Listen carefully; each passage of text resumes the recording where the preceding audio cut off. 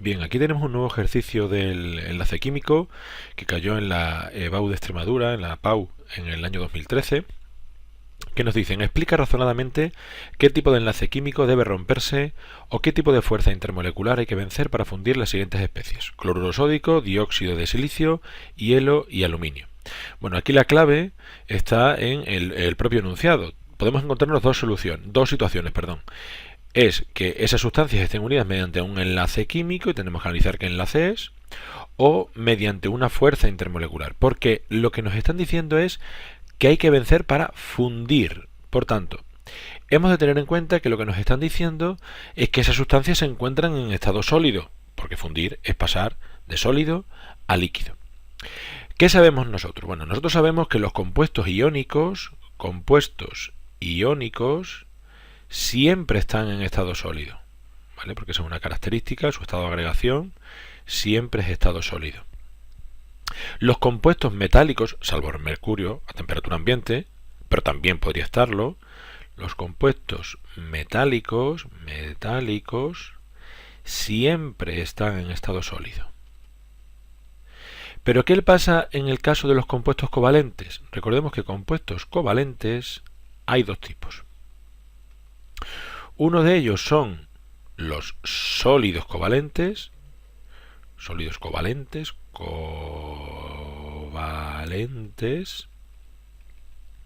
y otros son los compuestos covalentes moleculares. ¿Qué le pasa a los compuestos covalentes moleculares? Bueno, pues que su estado de agregación dependerá de la polaridad del enlace y dependerá del peso molecular del compuesto. Pero normalmente se suelen encontrar pues en estado gaseoso, líquido, pero en sólido en menor cantidad. ¿Por qué se encuentran o por qué llegan a estar en estado sólido? Pues los compuestos covalentes moleculares llegan a asociarse formando sólidos gracias a las fuerzas intermoleculares.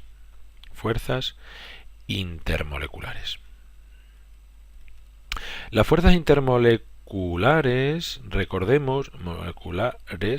recordemos que había de dos tipos: los puentes de hidrógeno y las fuerzas de Van der Waals. ¿Vale? Entonces tenemos fuerzas intermoleculares, las tenemos los puentes de hidrógeno y las fuerzas de Van der Waals.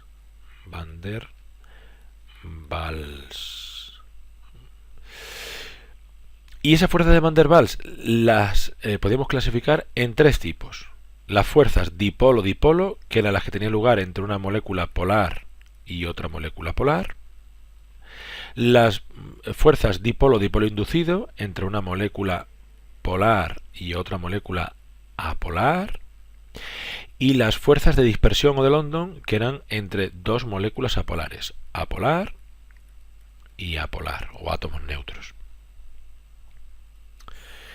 Entonces, aquí está la situación.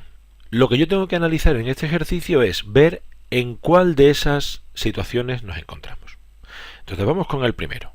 El primer compuesto que nos dicen aquí, el primero es el cloruro de sodio, NaCl. ¿Qué tengo que ver yo? Bueno, pues yo tengo que ver que el sodio, que es un metal, y que el cloro, que es un no metal, tienen electronegatividades muy distintas. Por tanto, la unión de un metal y un no metal, ¿qué es? Un compuesto iónico. Por tanto, ¿qué enlace o fuerza tengo que vencer? En este caso, un enlace iónico, ¿vale? Lo que tendría que vencer es el enlace iónico, romper el enlace iónico para fundir esa sustancia, para separar los iones sodio de los iones cloro. En segundo lugar, el segundo compuesto. Bueno, pues el segundo compuesto que tenemos ahí es el dióxido de silicio, 2SiO2. El dióxido de silicio nos puede engañar. ¿Por qué? Porque podemos pensar SiO2 es un compuesto covalente. ¿Por qué? Porque es un compuesto... Bueno, eso no nos engaña, eso es así. El silicio es covalente, es un no metal, y el oxígeno es otro no metal. Por tanto, no metal y no metal es un enlace, un compuesto covalente. Ahora bien, ¿es un sólido o un compuesto covalente molecular? Como nos dan esta fórmula, dióxido de silicio, pues podemos pensar que es un compuesto covalente molecular, pero no. El SiO2 es uno de los sólidos covalentes moleculares típicos. Dentro de los sólidos covalentes moleculares típicos tenemos el grafito, tenemos el diamante y tenemos el dióxido de silicio, que es la sílice, la arena, ¿vale? La arena de playa. De tal manera que este es un compuesto covalente formando un sólido covalente. Es decir, ¿qué enlace es el que tendremos que vencer para fundir el dióxido de silicio? Pues el enlace covalente, que ya de por sí lo genera en estado sólido. El siguiente caso, ¿cuál es? El hielo. Bueno, ¿el hielo qué es? El hielo no es más que agua en estado sólido, como ya sabemos. ¿Y el agua qué es? Pues la unión del hidrógeno con el oxígeno. El hidrógeno, ¿qué es? Un no metal. El oxígeno, ¿qué es? Un metal. Perdón, un no metal, qué barbaridad. No metal y no metal, por tanto, un compuesto covalente. Pero en este caso es un compuesto covalente ¿de qué tipo? Pues un compuesto covalente molecular. Y el hecho de que el compuesto covalente molecular esté en estado sólido es debido a las fuerzas intermoleculares. En este caso queda claro qué fuerzas intermoleculares son las que hay que vencer, las que hacen que el agua se transforme en hielo.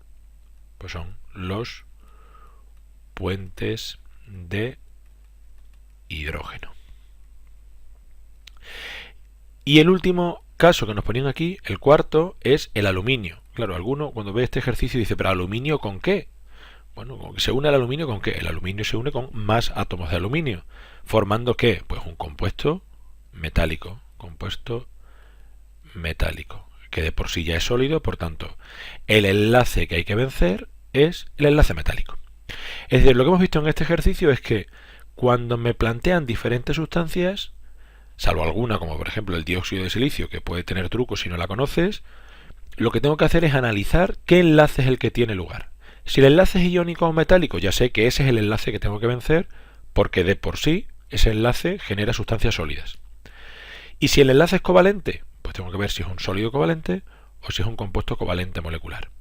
Dentro de los compuestos covalentes moleculares, si está unido el hidrógeno a átomos pequeños como flúor, oxígeno o nitrógeno, puentes de hidrógeno. Y para los demás, fuerzas de Van der Waals.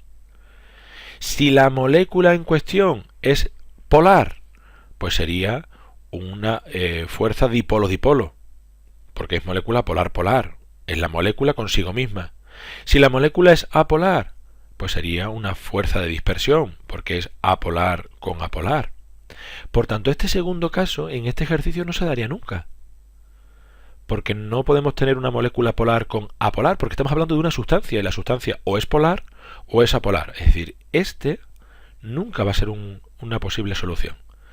Las soluciones pueden ser puentes de hidrógeno, fuerzas de dipolo-dipolo, que sería este primer caso, o fuerzas de dispersión, que sería ese último caso. Pero el fuerzas dipolo-dipolo inducido nunca podrá ser respuesta a este tipo de ejercicios. Espero que os hayáis enterado.